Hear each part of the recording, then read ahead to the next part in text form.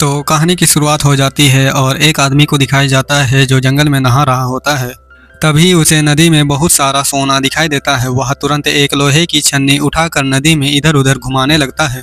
लेकिन हैरानी की बात यह होती है कि सोना कम होने के बजाय और ज़्यादा निकलने लगता है। वह आदमी अपने कुत्ते से कहता है कि इस सोने की शक्ल को याद रखो और ढूंढने में मेरी मदद करो। लेकिन कुत्ता कैसे समझे कि ये सोना आखिर किस काम का होता है। कुत्ता देखता है कि उसका मालिक हाथ में पकड़े उस कीमती छोटे से सोने के टुकड़े को ध्यान से निहार रहा होता है।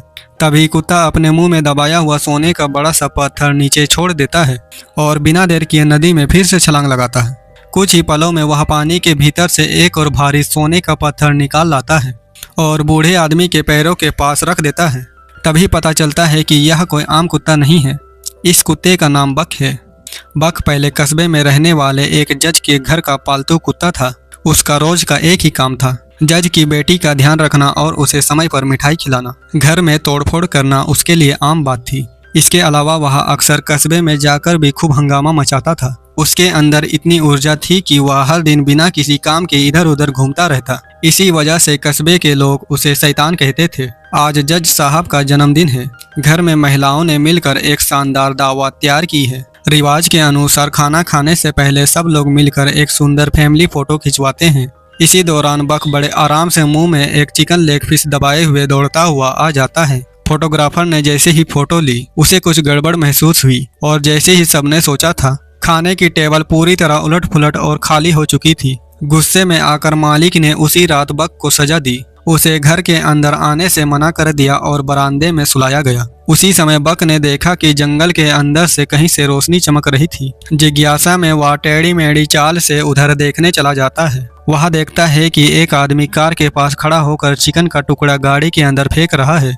जो लोग कुत्ते चुराते हैं वे जानते हैं कि यह उसकी सबसे पुरानी चाल होती है। बेवकूफ बक भी इस जाल में फंस जाता है। आदमी तुरंत गाड़ी का दरवाजा बंद कर देता है और बक को 20 रुपया में बेच देता है। बक गाड़ी की दरार से देखता है कि उसका सुंदर घर धीरे धीरे दूर होता जा रहा है। उसे पता नहीं था कि यह दूरी अब हमेशा के लिए है। बक को लकड़ी के बक्से समेत उत्तर की ओर जाने वाली ट्रेन में चढ़ा दिया जाता है। कितने समय तक बंद रहा उसे खुद भी नहीं पता। जब आखिरकार उसे बाहर निकाला जाता है तो उसका स्वागत प्यार से नहीं बल्कि डंडों की मार से होता है। जिस बक को बचपन से बहुत लाड प्यार मिला था वह अब सब कुछ चुपचाप सहता है और अपना सिर झुका लेता है, लेकिन वह पूरी तरह टूटता नहीं। एक दिन जब आसपास कोई नहीं होता है तो बक मौका देखकर भाग निकलता है। उस समय उसे लगा है कि अब उसे कोई रोक नहीं सकता, लेकिन जैसे ही वह आजादी की रोशनी की ओर दौड़ता है तो उसके सामने का नजारा उसे फिर से गहरे सदमे में डाल देता है। असल में वह अब बर्फीला अलास्का पहुंच चुका था। यह उसकी जिंदगी में पहली बार था कि जब उसने बर्फ देखी। चारों ओर चमकती सफेद बर्फ देखकर उसके दिल में डर और बेचैनी भर जाती है। लेकिन इसी बीच एक डाकिया उसके मजबूत शरीर को देखकर उसे खरीद लेता है। इस तरह बक आधिकारिक रूप से एक डाक पहुंचाने वाला स्लेज डॉग बन जाता है। जो कुत्ता कभी काम का आदी नहीं था उसके लिए ये सब बहुत मुश्किल है। पूरी टीम एक ही दिशा में मिलकर आगे बढ़ती थी, लेकिन बक इधर उधर भटकता रहता। कभी रास्ते में खरगोश मिल जाए तो वह उसके पीछे भाग पड़ता,